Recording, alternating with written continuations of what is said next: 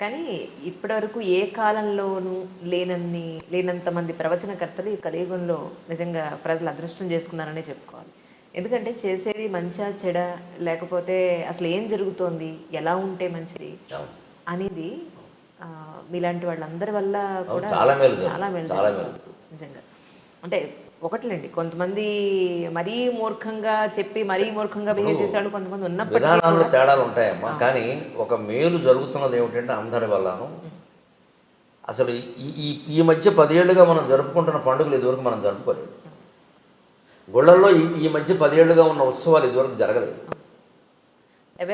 ప్రధానంగా యువతరంలో గుళ్ళోకి వెళ్ళి తీరాలనే ఆలోచన రావడానికి నా సాటి ప్రవచనకర్తలు షణ్ముఖ శర్మ గారు, చాగంటి కోటేశ్వరరావు గారు లాంటి వాళ్ళు నిజంగా కారణం. నేను దండం పెట్టాను.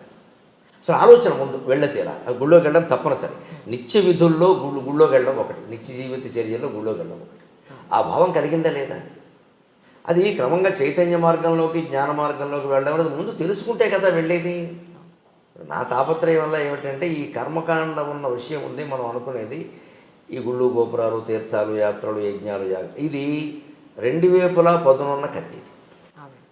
తీసుకెడితే మనిషిని యోగ వాసిష్టంలోకి, జ్ఞాన మార్గంలోకి తీసుకెడుతుంది. లేదు, ముంచేస్తుంది. అక్కడ పిచ్చి నమ్మకాలు పడిపోతాడు. వెళ్ళడం మంచిదే, కానీ ఎప్పుడైనా వెళ్ళలేకపోతే అయ్యో వెళ్ళలేకపోయాను బెంగట్టుకోక్కర్లేదు. పైగా ఏమిటంటే సోమవారం శివుడు గుడిని, ఆంజనేయ స్వామి, మంగళవారం ఆంజనేయ స్వామి టైం టేబుల్ పెట్టేసరికి మంగళవారం పొరపాటు శివుడి గుడిలో కడితే ఏమన్నా అవుతుందేమో అన్న బెంగ. ఇదే మీరు అనుకునే మూర్ఖత్వం. ఇవి పెరిగిపోతాయి సహజంగా. అంటే ప్రవచనకర్తలు ఎవరైనా, నేనైనా వారైనా జాగ్రత్త తీసుకోవాల్సింది, మనం ఇది చెబుతున్నది వారు ఒక క్రమశిక్షణతో ఒక పద్ధతిలో ఉండడానికి, కానీ ఇదే అంతిమ లక్ష్యం కాదు. గుడి అనేది ఒక శిక్షణ కేంద్రం. మనం భగవంతుడికి ప్రత్యేకంగా అక్కడ విగ్రహాన్ని ఏర్పాటు చేసి, అది ఎంతైనా అది విగ్రహం. ఆ విగ్రహం దెబ్బతినకుండా చూడాలి. కానీ ఇంకా చెంబుడు పాలు పోస్తే ఒక పాలం, బిందెడు పాలు పోస్తే ఒక పాలం చెబితే అందరూ బిందే పోస్తారు. 1000 బిందెలు పోస్తే శివుడు ఏమవుతాడు? నా తాపత్రయం అలా.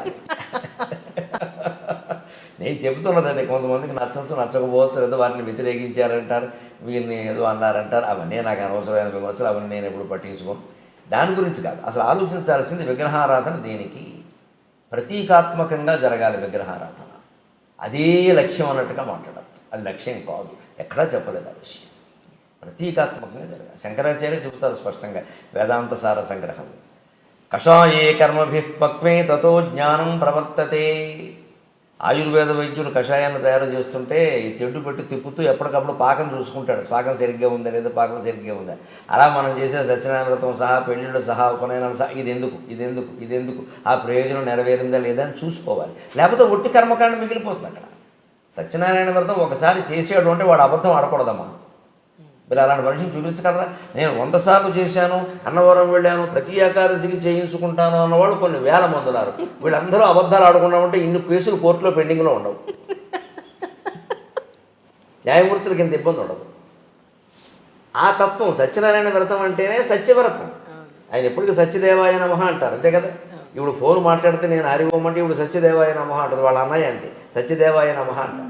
అన్నయ్య అంటూ ఉంటాడు, సత్యదేవాయ నమః అంటాడు. ఫోన్ చేయగానే అతను ఫోన్ చేస్తే సత్యదేవాయ నమః అంటాడు. ముందు నమస్కారం అంట. నేను ఎవరిని ఫోన్ చేస్తే నేను హరి ఓం అంటాను, ఇప్పుడు హరి ఓం అంటాను. సత్యదేవుడు అంటే ఎవరు? సత్యవ్రతం. నారాయణ పక్కన పెట్టండి. సత్యవ్రతం అంటే సత్యవ్రతం ఎక్కడ ఉంటుందో నారాయణమూర్తి అక్కడ ఉంటాడు. కానీ ఆకులు పువ్వులు అరటిపండు పెట్టేసి నేను ఏకాదశి కల్లా చేశానంటే ఎందుకు? అన్ని వ్రతాలు పని లేక. సత్యం మాట్లాడు, అబద్ధం మాట్లాడకుండా ఉండు. అది ఎందుకు పాటించరు? పైగా ఇవేమీ చెప్పకుండా దీనివల్ల అతి ఫలితం ఉంటుంది, అది ఉంటుంది, ఇది ఉంటుంది. ఇక సత్యనారాయణ వ్రతం చేస్తే దోషాలన్నీ పోతాడు. పైకి అబద్ధాలు ఆపడం దోషం పోయింది అనుకుంటాడు. దానివల్ల ప్రపంచంలో ఏమైనా మేలు జరగకపోక కీడు జరుగుతుంది. నా పోరాటం వల్ల అది నచ్చకపోవచ్చు. చాలా పేర్లు పెట్టారు నాకు తెలుసు. నాస్తికుల్లో ఆస్తికుడు అన్నారు, ఆస్తికుల్లో నాస్తికుడు అన్నారు. ఏమన్నా నా పేరు గరిగిపట్టి నరసింహారావు.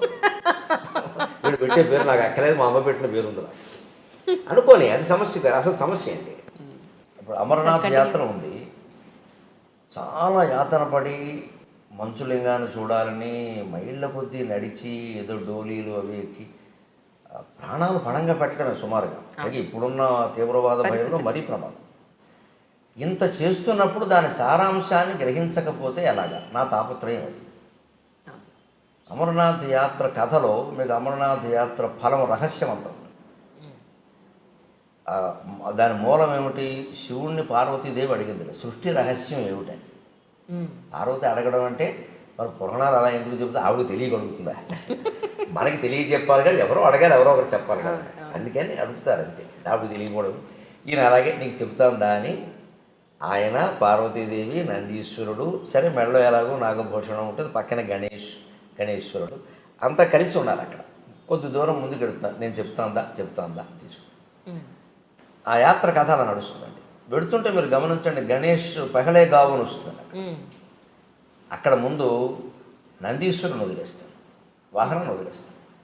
ఇంకొంచెం ముందుకు వెళ్ళాక నంది చౌక ఏదో ఒకటి వస్తుంది, గణేష్ చౌక, అక్కడ గణేశ్వరుని వదిలేస్తాను. ఇంకొంచెం ముందుకు వెళ్ళాక నాగ చౌక, శేషనాగ్ అక్కడ పామును వదిలేస్తాను. చివరికి ఇంకా ఆ గుహ దగ్గరికి వెళ్ళేసరికి పార్వతి పరమేశ్వరుడు ఇద్దరే ఉంటారు. అంతకుముందే వాహనం వదిలేశారు, కుమారుని వదిలేశారు, నాగుపామును కూడా వదిలేశారు. ఇవన్నీ చౌక్ అని పేరు ఉంది కదా, శేషనాగ్, నంది చౌక్, పెహలగావ్ ఇవన్నీ. పెహలగావ్ దగ్గర నందీశ్వరుని వదిలేసేయాలి. తర్వాత గణేష్ చౌక్ దగ్గర గణేషుని ఇంకొన్ని వాగిపోవయ్యా అంటారు కొడుకుని. తర్వాత ఇంకో 3వ 4వ శేషనాగ్ అని ఉంటుంది, అక్కడ ఆ పామును కూడా తీసేస్తాడు. శివుడు పార్వతి ఇద్దరు లోపలికి వెళ్తారు. లోపలికి వెళ్ళాక ఏమయ్యాడో తెలియదు. అక్కడే శివుడు లింగమయ్యాడు. సమస్త సన్మంగళాన్ని భవంతో కథ ముగిస్తాడు. ఇది అమరనాథ్ కథ. మరి ఇప్పుడు సృష్టి రహస్యం ఏమిటి? ఇప్పుడు ఇందులో సృష్టి రహస్యం ఏమిటంటే, అది నీకు అర్థం కావాలి అంటే ముందు వాహనాల మీద వ్యామోహం వదిలేయి. పహలే కావాలి, నందీశ్వరుని వదిలేసాడు. నంది ఎవరు? వాహనం. ఈ కార్లు, సొంత చార్టర్లు, విమానాలు ఎన్ని పెట్టుకుంటున్నాయి ఇవాళ? ఒక కారా? ఇంట్లో 2 మనుషులు ఉంటే 2 కార్లు ఉంటున్నాయమ్మా. అన్ని అవసరమా? సర్దుకోలేరా? మరి ట్రాఫిక్ జామ్ అయింది అనేది మనమే, కాలుష్యం పెరిగింది అనేది మనమే. మన వల్ల ఏం జరుగుతుందో ఆలోచించుకోవద్దా? తనలో తాను రవంతా మారడానికి అన్నది దేనికని? అమ్మ ఒక్కళ్ళ వల్ల అయిందా? దేశమంతా ఎవరు దేశమంతా కేసీఆర్ సరి చేస్తారా, జగన్మోహన్ రెడ్డి సరి చేస్తారా, నరేంద్ర మోడీ సరి చేస్తారా? అందులో మనం ఒకళ్ళం కాదా? మనం ఎవరు సహకరించకుండా వారు చేసేస్తారా? వారు ఏమైనా మాయ చేస్తారా? కాదు కదా. ఏ పరిపాలకుడు మన ఈ పార్టీ కదా ఆ పార్టీ ఉన్నా ఎవరు చేయగలిగింది లేదు. ప్రజల్లో కూడా మార్పు రావాలి. అసలు ఇన్ని వాహనాలు నాకు అవసరం. 4 కుటుంబ సభ్యులు ఉంటే 2 కార్లు 2 బళ్ళు ఉంటున్నాయమ్మా. పిల్లలకు కూడా చెరువు బండి. వాహనాల మీద వ్యామోహాన్ని వదులుకోండి. వీలైనంత దూరం నడిచేయండి. అక్కడ నడిచే వెళ్ళక తప్పదు. కొన్ని ప్రాంతాలు మీరు ఏం చేయలేరు. ఆ ఆరోగ్యం ఉన్నవాళ్ళే వెళ్ళాలి. ఇంకొంచెం వెళ్ళాక గణేశ్వరుని వదిలేశాడు. సంతానం మీద వ్యామోహం వదులుకోండి. ఇంకా మా అబ్బాయి ఎలా ఉన్నాడు, కోళ్ళు ఎలా ఉంది, ఏమిటో కోడలు నీళ్ళు లోసుకోలేదు, అత్తగారి కంగారు ఏమిటమ్మా నాకు అర్థం కాదు. కందకలేని దురద కత్తిపెట్టకని. దీనికి ఇది అహంకారం తప్పితే ఏం లేదు. ఇది అహంకారం అంటే గర్వం కాదు. నా వంశం, ఈ కోళ్ళు వచ్చాక నా వంశం, ఇప్పుడు ఈవిడి జనం సూర్యవంశం చంద్రవంశం పెరగకపోతే నష్టం ఏంటి? ఇలా ఆలోచించరు మనుషులు. మా వంశం, ఈ అమ్మాయి సంతానాన్ని కన్నంత మాత్రం ఆడాలని ఆక్షేపించాలమ్మా నాకు అది కూడా ఉండదు దానికేనా అన్నారు. ఏమిటట? అదేమైనా సిద్ధాంతమా, రూలా? కొందరికి కలగరమ్మా.